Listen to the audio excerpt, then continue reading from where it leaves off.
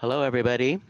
I don't have a good view to see everybody, but I understand that you're all there. You are. So glad you could join us. Thanks for tuning into the third and last of our of our musical interludes for this year. It's been a lot of fun making these, and we'll get a little bit of insight into how they're made as we progress. But I'm going to turn this over to our Director of Development, Melissa Froehlich. Hi, everyone, and happy Father's Day to all of the dads who are on today's call. I hope everyone enjoyed the premiere of Bel Canto, and I'm so glad that you could join us for In the Green Room, our post-premiere meet and greet. As we were getting ready for this program, I remembered that 2 days and 1 year ago was when we recorded the first musical interlude, The Piano Shop on the Left Bank. And looking back at that time, there was kind of no way of knowing where things were going to go over the course of the next year. But we are just so grateful for all of you for sticking with us and helping us get through this challenging time. So thank you, everyone. Before we get started, I'd like to just briefly introduce today's guests. You all know our Executive Director, Stephen McCurry, who has led PCM since 1992. He holds a BA in Music and Theater from Cal State Northridge and a Master's in Piano Performance and Pedagogy from Westminster Choir College, the New School for Music Study in Princeton. We also have Dr. Susan Svrček, who has served on PCM's piano faculty since 2001. She has established a versatile career that includes solo, chamber, and orchestral appearances in the US and abroad. In addition to PCM, Susan has served on the piano faculties of Scripps College, Claremont Graduate University, and Cal State Fullerton. She holds 2 degrees from Cal Arts, a master's degree from Yale, and a doctorate from USC. We also have Matt Bookman, who is PCM's Director of Marketing and Communications. He has been with PCM since 2014. He holds a BFA in Film and Television from NYU's Tisch School of the Arts. Prior to PCM, he created photo and video content for brands including Nokia, Walmart, Colgate, and PBS Digital Studios, where he shot, directed, and edited over 40 episodes of the show In the Kitchen with Amelia and Teddy. Mariné Ter-Kazaryan has been with PCM since 1997. She is currently the chair of PCM's Vocal Arts Department and also serves on PCM's piano faculty. Mariné is a graduate of the Tchaikovsky School of Music and holds a bachelor's in piano performance and vocal arts from USC, as well as a master's in vocal arts from USC. And last but not least, we have Jane Kaczmarek joining us this afternoon. Jade has a notable career in TV, film, and theater. One of her more recent roles was as the stage manager of Thornton Wilder's Our Town, which was produced over at Pasadena Playhouse, just down the street. Jane serves on the board here at PCM and is an avid student of our adult classes. And for this past year, she has served as the voice of the Musical Interludes series. We're so happy to have the 5 of you here and get to hear about your perspectives in working on this, this project. So I'm going to go ahead and start with Stephen. Stephen, I was hoping you could talk a little bit about how this program came together, some of the themes from the book that really stood out, and how we made musical selections inspired by those themes. Oh, you're on mute. With all of these, there was a choice to make about how to use the book to inspire our program selections. And in this one, there was 2 threads. The one was obvious. There were lots of operatic pieces that were mentioned specifically in the book that were sung while the people were in captivity and in the standoff. And so we selected some of those, ones that were well suited to Mariné's talents and some personal preferences as well, of course. And then the instrumental selections were really in response to passages. We had many, many passages chosen, and then you narrow it down to what you want to include in a very, very short script. And I think everybody could pick up on the theme of time, which seemed appropriate for where we are in our current circumstances as sort of the through line. And so some of these pieces, instrumental pieces, were selected to be a response to that whole concept of time. and how the people in the novel felt about time.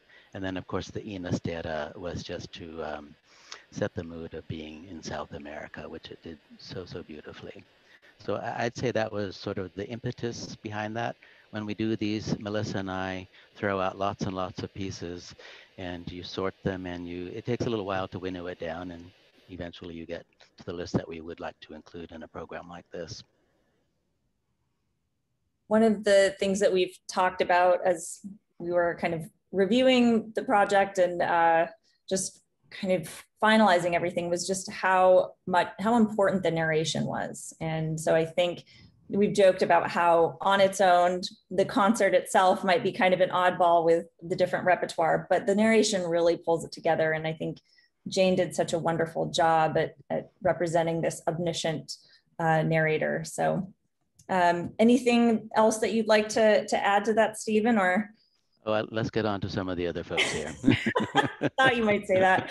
All right, we'll go ahead and turn things over to Susan.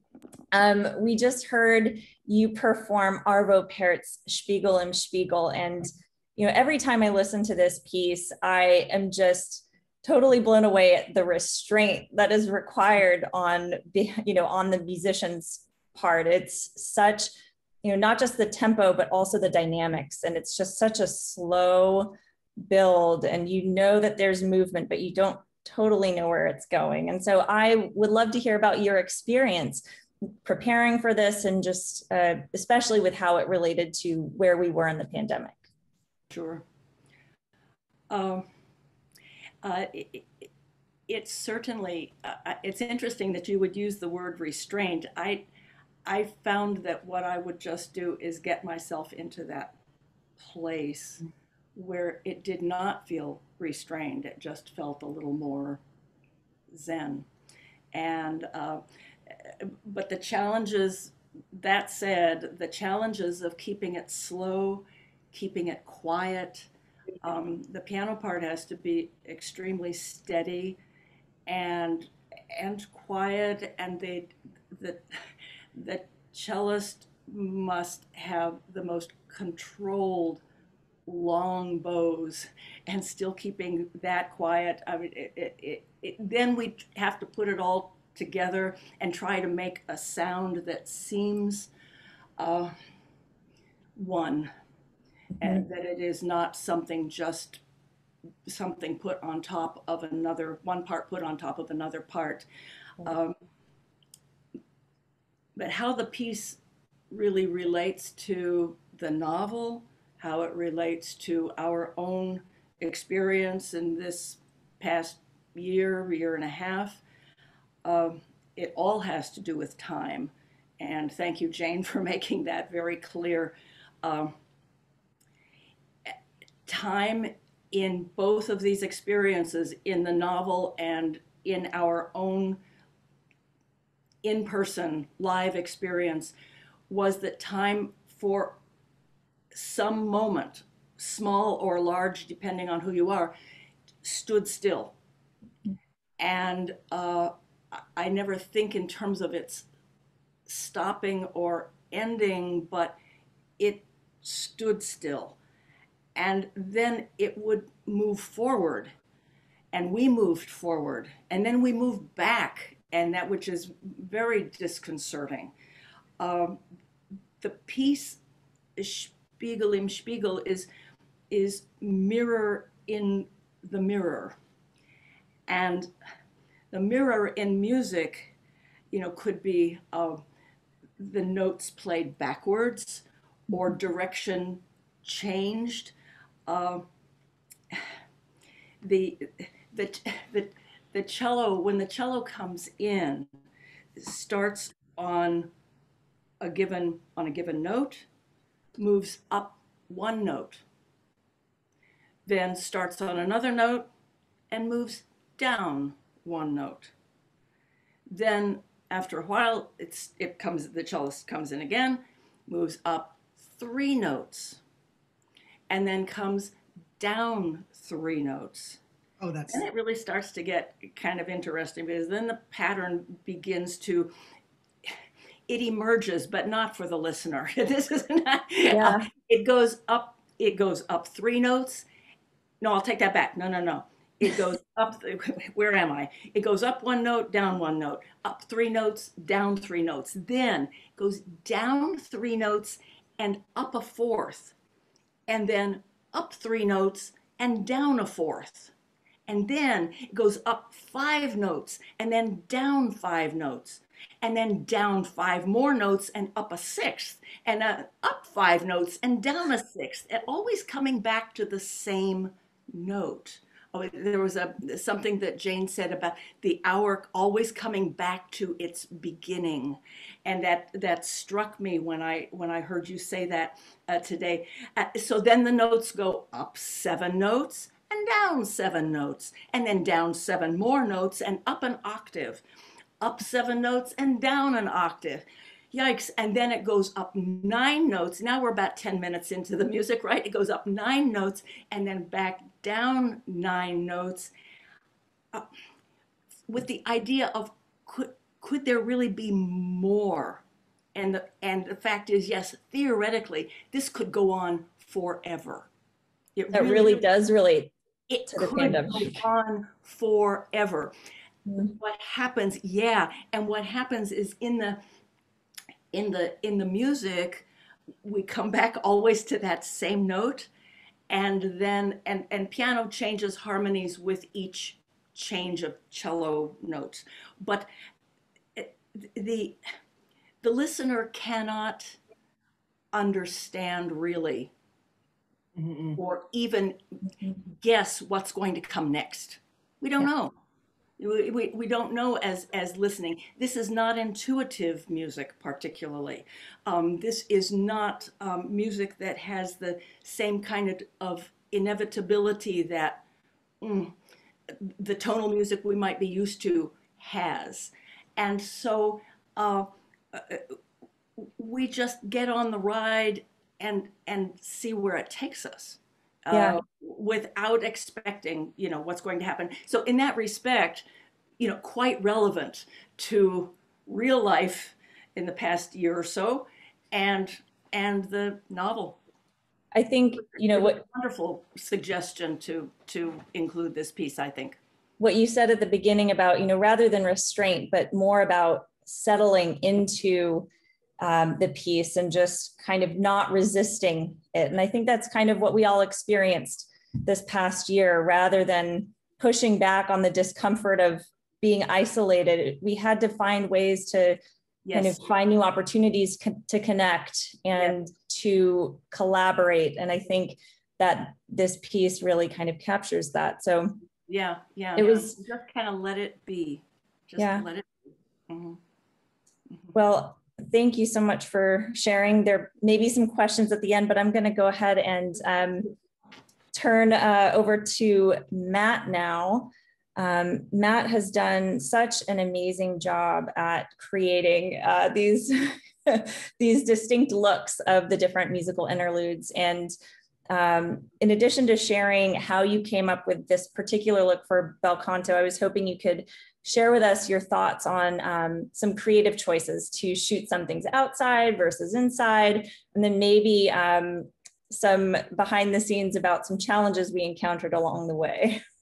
Sure. Okay, so I'll start with the decisions to shoot the characters in the concert completely interior. It comes from the book, and they're captives in this the vice president's palatial estate, but there is a sort of a warmth and a coziness to the situation. And when just touring through that villa, we found that room and it just felt like the right place to shoot everything. And then we had Mariné sort of touring around a little bit, and it felt like it felt important. As you had mentioned, there's an omniscient third person narrator in the book, and the best that we could do with that was have Jane sort of be wandering around the exterior of the place, and that allowed us to sort of create this atmosphere by showing the different aspects of the grounds. And yeah, just create this sort of interior exterior dynamic where everything happening with the characters was inside. And also, if you look at the frame, I mean, that room that we shot in, which wasn't the easiest room to shoot in, but I think it was the right room to shoot in. There's this beautiful like symmetry to that room. The wind, I would need to get into all the technical stuff, but like the windows created a little bit of a challenge, but also like just like the door on the left side of the frame has like this giant like steel rod that like locks them in. So there is a sort of a feeling of, it's not claustrophobic, but like we're kind of stuck in here, but there's also this like, we created this sort of golden glow around the characters and stuff to kind of bring in a little bit of warmth, if that makes sense. Yeah, it does. I think we have a little bit of extra time if you want to share a little bit about the challenge that we had in having to reshoot. So this is the first project that we had to do a reshoot, which is kind of amazing. But there was a problem with the piano. And again, these are concerts first and foremost, right? If the concert element of it is not successful, the project isn't going to be successful. So there was a little bit of a problem with the piano, which forced us to go back there. But ultimately, I think it was a positive thing because we were able to get some extra cutaways and B-roll of the space. And yeah, I mean, it ended up working out, but it was the first time we had to go back to a location and do a second day. So for a little bit of background as to what exactly happened with the piano, it wasn't something wrong with the piano other than that there was literally a screw loose in the piano on the fall board and rattling about. And on some of the more quiet pieces, it wasn't as noticeable, but when you heard Vache play, it was just jumping around as Stephen says, like a jumping bean, and it was just creating all kinds of noise. So yeah, like Matt said, the concert element really required us to go back and reshoot Vache's pieces. So, well, thank you for sharing, Matt. I'm going to go ahead and turn over to Mariné.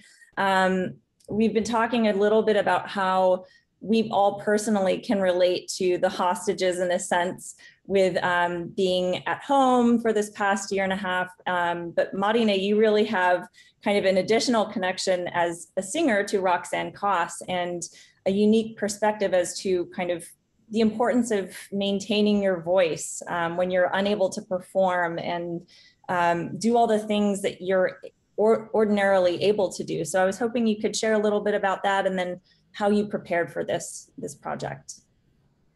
Sure.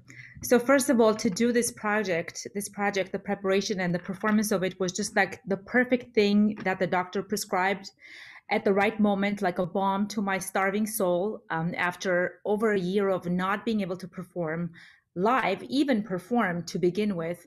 So it was really a treat to prepare it. But if you remember in the book, as Roxanne says that after a while, she has never gone on that long without practicing, and she asks for music to be brought.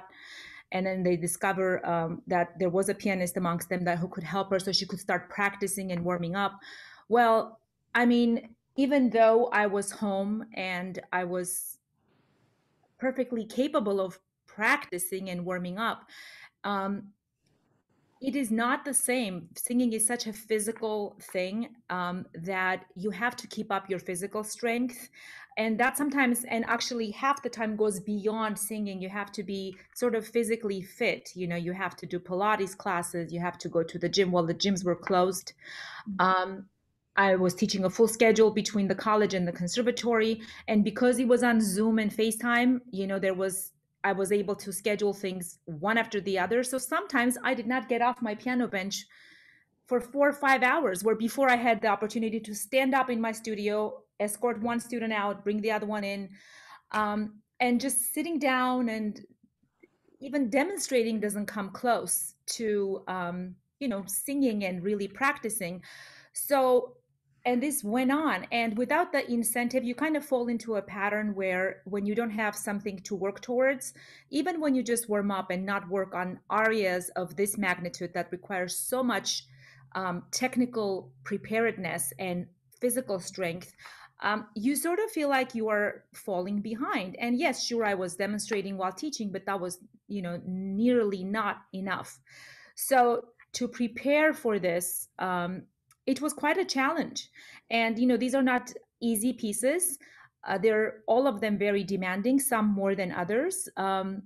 But it took me a while to, and this was, I must add, this is very time sort of, it's like a time program. I was practicing or preparing to practice between my first and second shots of the vaccine, which, made me very tired. I'm sure all of you know, I don't need to go into the detail, but that was an additional sort of an obstacle as a singer. We're so sensitive, if I sleep not enough, or if I sleep too much, and if I'm cold and I'm not cold enough, or I'm too full, or I'm too hungry, all of this has an effect on our voice, right? And so that was a difficulty, but the idea that I was going to get up on stage, well, in this case, in front of the camera, it was such an incentive. And I was really grateful to Roxanne Koss and the writer, who decided that Rusalka was the piece that just, did not require any extra preparation on her end. I have to say that it's one of my very favorite arias, and it fits my voice like a glove. And thankfully, for me also, did not require much preparation other than, just get my body strong underneath and just, start working on it a little bit. So in that aspect, and then the last piece that you heard, Lavallee's aria, that's a really demanding piece. And that you always have to be in tip-top shape. Not to say that you don't for the Rusalka, but, we all have our easy sort of showy pieces, and we have our obstacle pieces. The one thing that was a wonderful surprise and such a great incentive for me to do was to sing the Carmen's Habanera. As you know, I'm a soprano, so typically Carmen is a mezzo-soprano role. And even though I have a spinto voice, which is classified as a dramatic soprano with a high and agile voice that can do runs and etc., my voice fits the role, fits the part, because it has that warm bottom. And I always would say, I'm so happy to be a soprano to sing all these Verdi and Puccini roles, but I wish I were a mezzo to sing Carmen and Dalila from Saint-Saëns, Samson and Dalila. Those would be the two arias or the two roles. And, I've been approached in the past to, or suggested that, you'd be a good Carmen. And I always had in mind to learn, but, never the time. And this was just great. I literally prepared the piece, maybe started learning it 3 weeks before, memorized it. And I am now, I invested in the book, in the actual entire opera, even though I have a copy of it at the conservatory. I had one delivered to my house at the time. And so now I'm learning the whole role. And I just feel like this was such a wonderful entry and an opportunity for me to do this. And I just had a lot of fun recording that. Like I said, it was this whole program, and the beauty of it, Matt, you did such a fantastic job with putting it all together. It was just great to not only get out there, not only to sing, but also to dress up and to do my hair and to do my makeup. It's funny, my students actually performed way more during this year and like the 14 months than I did. I deliberately kept the vocal department on live Zoom recitals, and we did more than ever this year. 2 thematic, 2 department recitals. There were other things, the master class and 4 workshops. I deliberately didn't want them to get used to like recording themselves and send it out, because it kind of cuts the element of the freshness of the audience. And it requires them to really be on point, because there is no retake, that you have to be on point.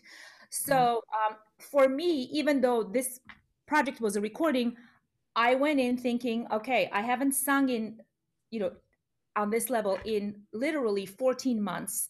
And my voice is not in its tip-top shape, according to me. Like you feel a certain way. A listener may not hear it, but physically you feel it. And I was like, you know what? If I need to get through these 5 difficult arias in, superb shape, I'm going in as this is a concert, and I'm not going to think even about reshooting or doing a retake, because what if I get tired? What if, I get weak again from that second shot of the vaccine? So I'm very happy with the way it all turned out, and it was pretty much one take for all of them. And it was. Except for Mariné, I'll add that there's a massive stairwell, and we shot Mariné going up and down that stairs, and we kept saying, one more take, we got to do one more take, and we only used about a second and a half of it. I have a to pick with you. Where is that shot? Yeah, we didn't use it. We only used a little bit, but it actually, I think it was an important shot.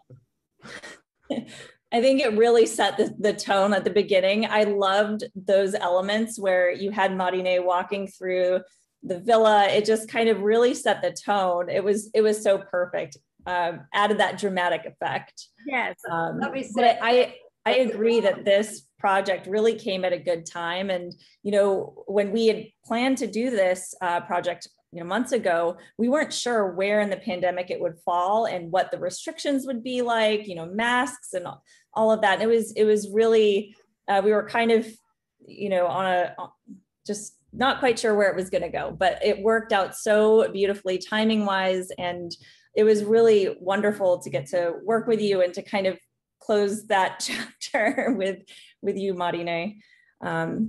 You. I'm gonna, if it's okay, I'm gonna go ahead and transition over to Jane. And Jane has, as I mentioned earlier, has been the voice of Musical Interludes. And I think having worked on all three of these projects has really probably provided an interesting perspective on everything. And I would love to hear about what it's been like for you to work on these. And if you have a favorite moment that you'd like to share, I'm sure we'd all love to hear it. Well, as everyone has been saying, performers have really taken a back seat to performing during COVID. But I also, with my children being home, my daughter just graduated from high school. So this is my last year of being with her. So I really haven't actively worked on much at all in a few years. And these interludes were so perfect for me, and I hope for the audience also, in that they combine classical music, which I love, and history, which I am a great studier of, and reading. So to be able to immerse myself into those three passions and be part of these musical interludes has really just been a wonderful a way of performing for me. I've always used a piece of music, classical music, to listen to for certain characters. And I've always enjoyed kind of finding what that piece is going to be, so that I can emotionally be where I need to be when I walk out onto a stage. These three characters we had Alice Hertzsummer and playing the Etudes in Theresienstadt, and we had Louise Satie, Eric's sister, and today as from a third party voice, a perspective on Bel Canto. Something that intrigued me about all of them is that they're all about survival. How do we survive? I mean, surviving through COVID has been certainly a challenge. Surviving through a concentration camp and losing your family, and what we know happened during the Holocaust, was something very important to remember. I mean, whenever I heard people complaining about, oh, it's so hard to, whatever, you know, you think of the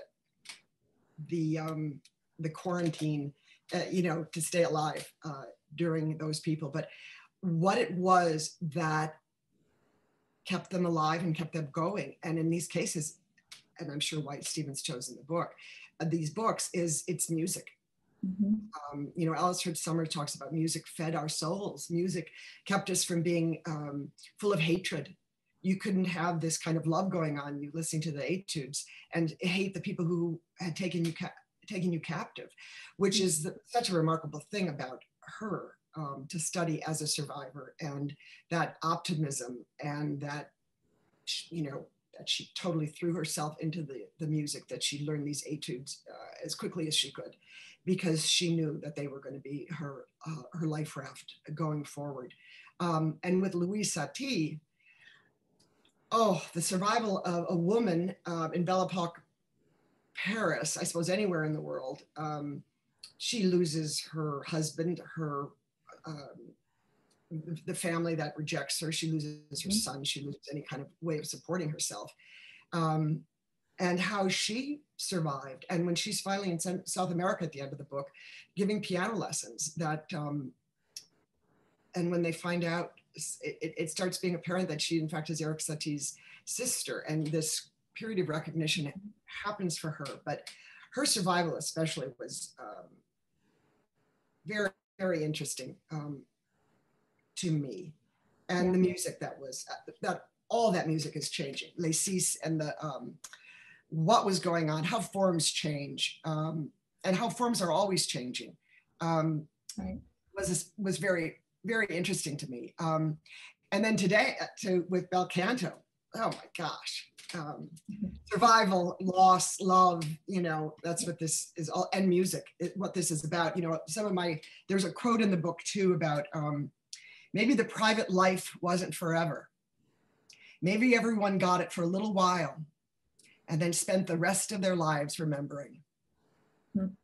And I think that's something about that, the Spiegel and Spiegel piece that I've been lucky enough to have that in another project, and then my daughter danced to it.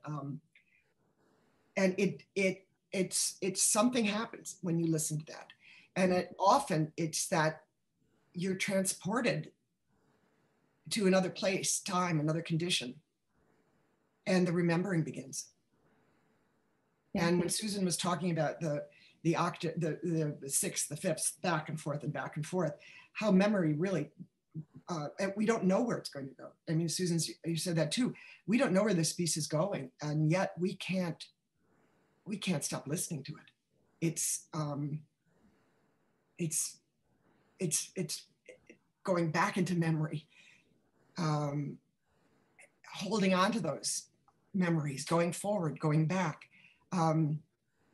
That piece is just a really magical combination of poetry and music. And as a performer, it's very, very evocative and helpful to get where you need to be. And Susan, you were saying that you just want to kind of sit before you play it and think about letting it drop in. One of the hardest things to do as an actor, but something is letting things drop in. It's the first time you're saying it. It's the first time you're thinking of it. It's always a new thought. And I know watching Mariné, listening to Mariné sing, and Susan and Stephen, the cello, and Vache playing as an audience, and also a participant in this, you drop into the moment listening to this music. And time, the mother of all gifts, time, has just been such a gift working on these three and thinking about the survival of these people and love and loss, and the music that really plays just a seminal part in our lives, I think. So this has been just a wonderful, wonderful highlight for me in a long, long career. I loved every minute of it, and getting to know the performers too. I mean, getting to hang out with musicians, that's really exciting. That was something they're a dime a dozen, but musicians, you guys are really talented. It's really amazing to get to hear their perspective on everything. And, each of our teachers is incredibly talented and so thoughtful, and how they've approached this past year has just been really awe-inspiring. And they didn't miss a beat, kind of getting things online and getting to check in with them throughout, during these musical interludes has been really, I think, nice to just get that experience with each of them, and to make sure everyone's doing all right, and get to work together on something. Before everyone came on, you were talking, Jane, about how this was an opportunity to really kind of get to know everyone in a totally different light than we're used to. And I think that has been something I know I've enjoyed. I think Matt and Stephen have also enjoyed that as well. Just really getting to collaborate in a really broad perspective. You know, we're not in our silos. We really all, everyone, faculty, you, Jane, admin, we all came together in a really interesting way, and it's been really wonderful. Well, and it's a perfect metaphor for this book, because you have all the people in that, at that gathering, coming from all sorts of places in lives, industrialists, you know, coming together, Roxanne Hart, the musician, and then crisis hits.